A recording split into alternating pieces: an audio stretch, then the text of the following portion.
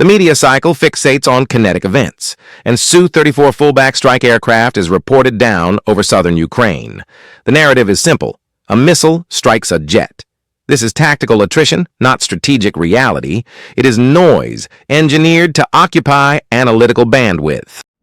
The response protocol is triggered. A Russian bombing targets a Ukrainian train. This is not a crime of passion, it is a calculated exchange. A military asset is lost, a civilian liability is attacked. This predictable cycle of action-reaction is a closed loop, a theater of violence designed for public consumption. It is a fundamental misdirection. Analysts debating missile inventories are missing the primary vector. The gravest threat is not the sound of an explosion.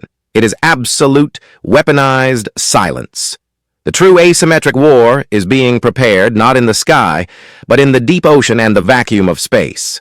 The targets are not military bases. They are the fiber optic cables and satellites that form the central nervous system of the Western financial system. This introduces the doctrine of the blind Leviathan. The West's military and economic power, the Leviathan, is entirely dependent on data flow. Its launch-on warning posture, its high-frequency trading, its GPS-guided munitions, all rely on a constant stream of information. Severing the undersea cables or blinding key satellites is not an act of war in the classic sense.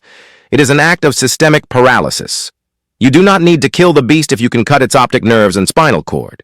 The Leviathan becomes a thrashing, sightless giant, a liability to itself. The analysis begins with a false premise. The loss of an Su-34 fullback strike aircraft is not a measure of Russian failure. It is a calculation of kinetic cost. For the Kremlin, every piece of lost hardware confirms a single, unacceptable variable. A conventional war is a domestic liability. Analysts at CSIS have long documented the precarious internal support for the conflict. A protracted, high-attrition campaign is a vector for systemic instability inside Russia. This is not a war of choice. It is a solvency crisis, externalized. When conventional strength is mathematically insufficient, the protocol dictates a pivot to asymmetry. The retaliatory bombing of a Ukrainian train is the immediate kinetic consequence. It is a launch-on warning doctrine applied to tactical setbacks. This response is brutal, predictable, and designed for media consumption. It serves as a potent distraction, focusing global attention on a secondary battlefront, while the primary strategic objective is advanced elsewhere. The kinetic event provides the necessary political cover for the non-kinetic operation. While the world watches the fire, the foundational attack vector proceeds, completely unopposed. This war's primary function is economic, not territorial. It is an accelerant, engineered to force unprecedented Western spending and liquidity injections. The true asymmetric warfare is not fought with jets or missiles, but through balance sheets and currency valuations. The objective is to expose the foundational liability of the entire post-Bretton Woods system. This is a controlled demolition of U.S. solvency, masked as a regional conflict. The motive is weakness, leveraged into a weapon. Unable to compete symmetrically, Russia's strategic imperative is to force a systemic reset by collapsing the credit of its adversary. The thesis is not theoretical. It is being validated by legacy financial institutions. A 157-year-old bank recently issued a stark warning. The U.S. dollar is overvalued. This is the quiet signal buried beneath the noise of kinetic combat. The battlefield attrition is the theater. The targeting of the dollar's global reserve status is the war. The battlefield is an economic ledger. The math is the only signal that matters. Analysts at institutions like RUSI have quantified the new calculus of attrition. A $5 million main battle tank, a pillar of conventional force projection, can be neutralized by a $500 first-person view drone. This is not a balanced exchange. It is a systemic financial hemorrhage.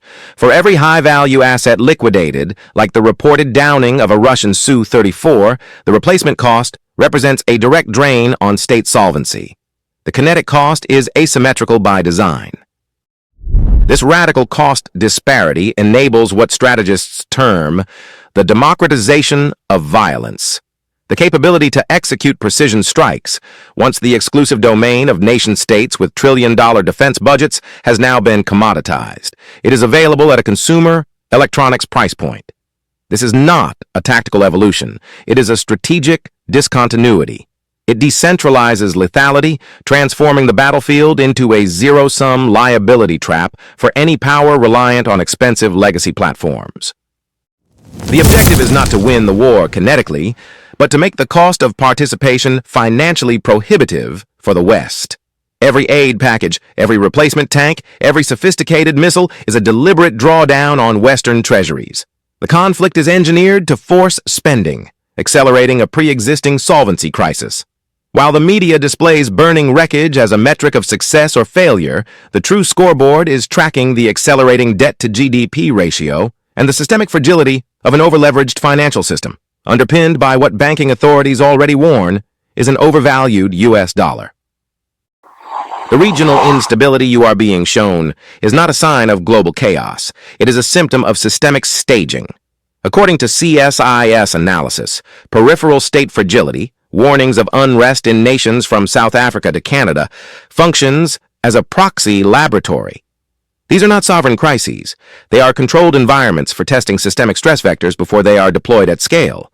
The objective is to measure variables, supply chain elasticity, media narrative absorption, and thresholds for public compliance. They are calibrating the system. While these calibrations run in the background, the kinetic theater provides the primary distraction. The loss of a Russian Su-34, initially reported as a Ukrainian shoot-down, triggers a predictable, scripted response, an escalatory strike against civilian liabilities such as the documented bombing of a passenger train. This is not warfare. It is a public relations transaction, a kinetic cost exchange designed to fixate global attention. The real ledger is financial. While the media broadcasts burning wreckage, institutional actors are acting on a different signal.